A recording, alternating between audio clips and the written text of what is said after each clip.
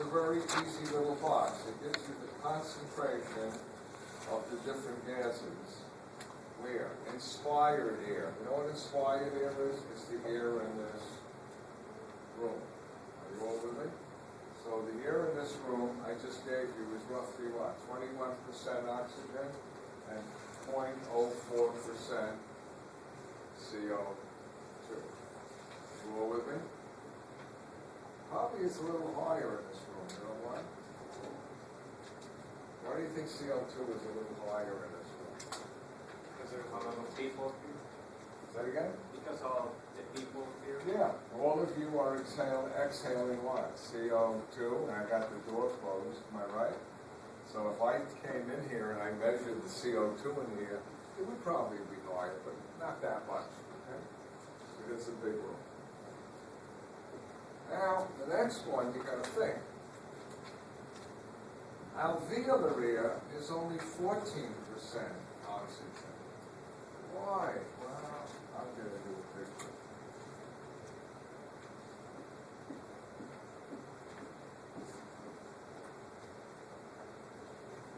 And I'm just gonna use this as your alveolar. Okay? Representing what? All of your alveoli. Why is the PO2 in your alveolus 14%? Because what's on the outside of your alveolus? You have capillaries bringing what? Old blood? And old blood is what? High in oxygen or low? Low. So what is, in your alveolus, what is oxygen doing? Some of it is going where? From higher to lower and going into your blood. So if I look at your alveolar air, it's not going to have what? 21% oxygen. That makes sense? Because you what? You lost some. What about your expired air? Let's just finish oxygen. That's the air you're going to what? Blow out. That's 15%, almost 16% oxygen. Why? Well, when you exhale, watch, are you emptying all of your alveoli? No. You're emptying what? Some of your alveoli and a lot of the what? Dead space, which still has what? 21% oxygen, right? It's oxygen that you what? Breathe in but never reach your alveolus.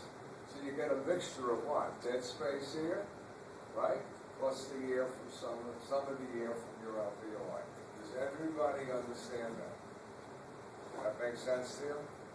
See, if you got to count in that there's what? Air in your dead space that you what? Never brought to your alveoli, right? That 21%.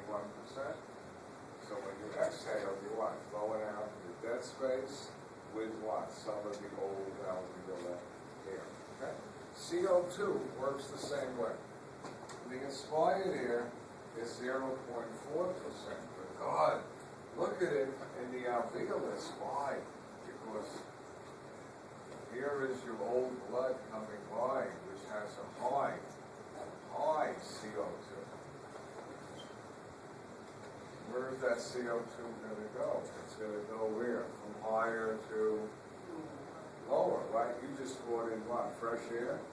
So what's the CO2 in your alveolar air? My God, look how high, 5.5%. Where did all that CO2 come from? It came from your what? Capillaries outside the alveolus. Does that make sense? Now, the third thing, what's the expired air? Well, this is going to be 5.5% CO2. But now you're going to what? Expire, you're going to blow it out, but what are you going to mix it with? A little bit of air from the what? From the dead space, which is what? Lower in CO2, 0.04, right? So you mix it together, and what do you get? Your expired air is 4.4. It's lower. You don't have to remember the numbers. You understand the principle. I'm mixing what? Alveolar air with what? Dead space here, so it's going to have what? Less CO2. All right, everybody understand that? I use this as a lesson to understand that gases move from higher to lower, and that when you inhale and exhale, you may be what? Mixing air from dead space, right? Okay.